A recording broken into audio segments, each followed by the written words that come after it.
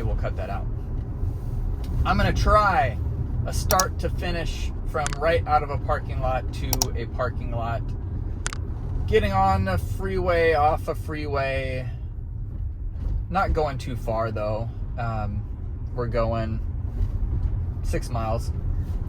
And I will try, even though it's been very hard, I tend to, when something gets a little uncomfortable, I tend to take over very early on instead of waiting for it. Now, there's been a few situations where I'm pretty sure it would have handled itself fine. You know, maybe there's a car like in front of us now braking and it's braking a little late, but there's still a car length or two ahead.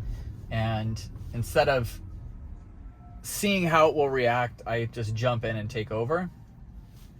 So for this drive, I'm going to try and wait as much as I can. And we will see if we can fully make the drive there and back or not. I see another Model X human driving right now that just went the wrong way out of the parking lot, and they backed up and they corrected, which is just a funny reminder that humans are distracted in today's world, and pretty terrible drivers typically, especially certain areas, California being notorious for having some pretty bad drivers. Now, braked super hard there. Again, sometimes it just handles some of these situations very strangely. Well, that's a pretty good turn. I also am going to try and keep my hands a little off the wheel, just to see how it looks. I know some of these past videos I always keep my hands like this just to take over, but I'm not touching, or I'm barely touching. I'm not controlling anything. But I know for the video it looks like I may be steering a little bit, and I want people to know that this is a true test of full self-drive. Now, let's see how it handles this situation. This is the first time. A lot of traffic on the freeway here. It's bumper to bumper. It is, it's bumper to bumper, and we're merging. So let's see how we get over.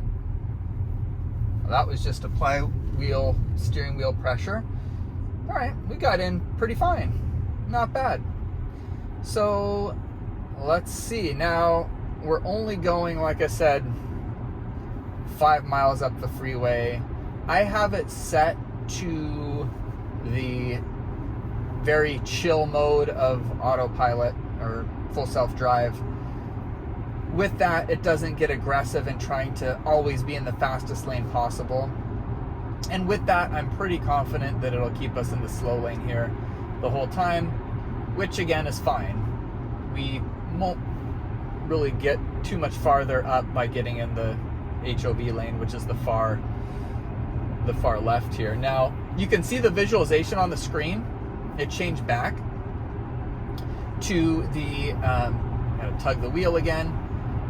It changed back just to the normal navigate on autopilot freeway mode, which isn't using the full self-drive stack.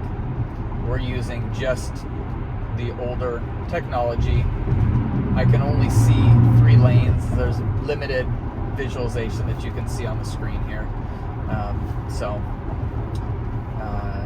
That's one thing. Let's see what it does here. Whoa, there's a car coming in. It did the conservative mode. Now, no one was behind me, so that was fine, but it braked pretty hard. So I put my hands back on the wheel to let that Mercedes in. I typically would punch it there and get some space in front of me. But that's not the wrong way to handle the scenario. It's fine. You'll notice on full self-drive, it handles things in a different way than a human would. I always say it handles things like the textbook way. You know, it does do full stops.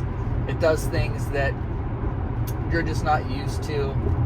If you've been driving for years and years, it may be behaving in a way that's just foreign to you, which takes a bit of getting used to. So, you know, that's one thing.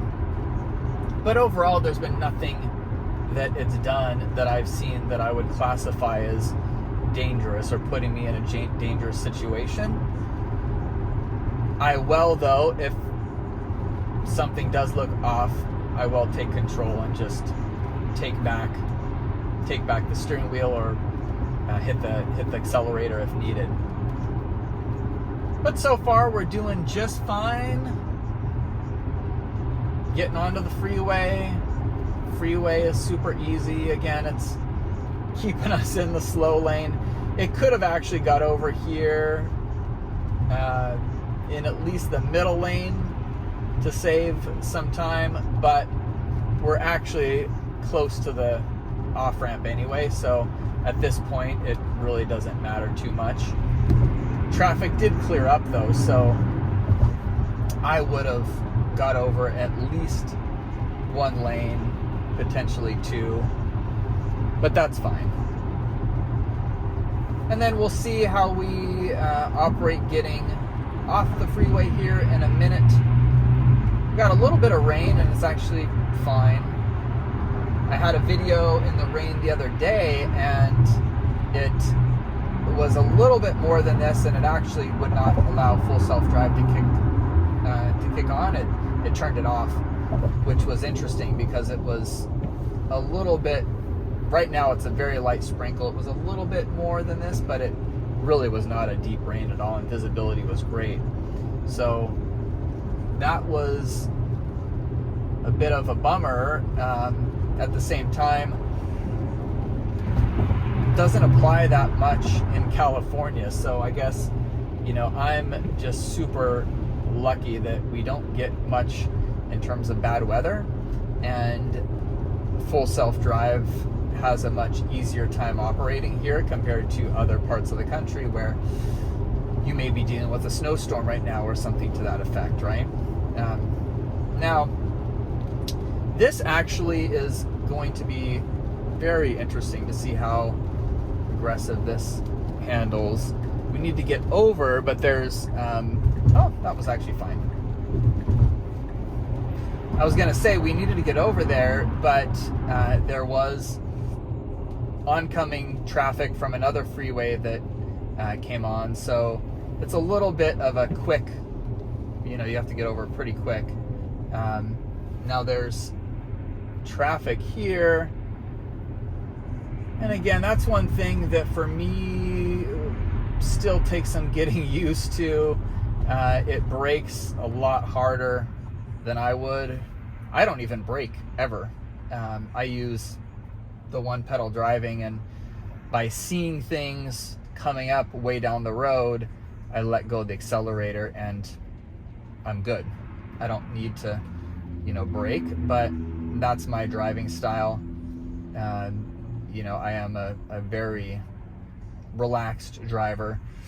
Other than launching off of a stoplight, I mean, I do love the instant torque of the Tesla, and I enjoy, if I'm at the front of a stoplight, being able to punch it and see that instant torque.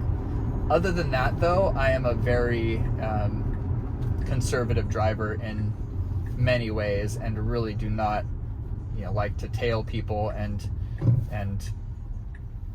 oh, that was another kind of abrupt stop there. I don't know if it's going to get over.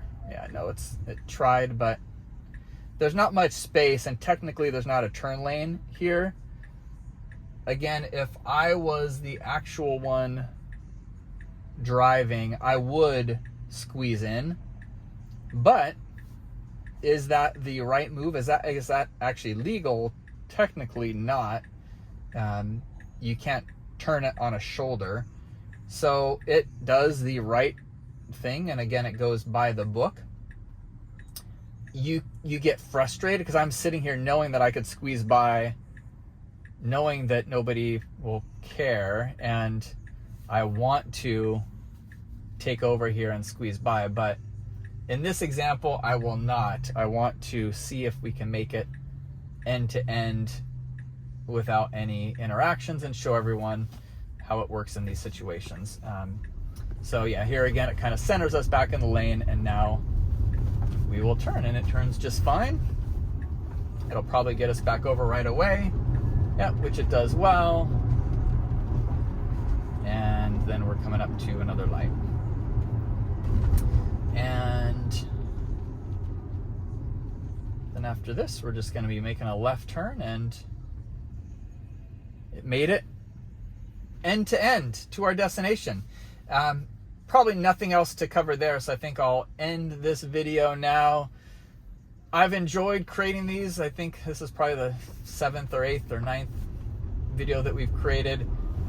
It's been fun to see what full self-drive can do, and I'm going to keep filming everywhere that I go just to see some of the quirks, some of the things it does well, share my experiences. I know there's a lot of chatter out there on what this technology is, and a lot of negative chatter as well, you know, with the Super Bowl ad that came out, and you know, some of the just the FUD that's kind of being thrown around, how it's dangerous and it's beta software, which it is. I think it's fun to record, document what's really happening, and show people, because I think this technology is super interesting. And I think that down the road in the future, a lot of cars are going to be equipped with technology like this. So thanks everyone for watching, and let me know other videos that you'd like to see.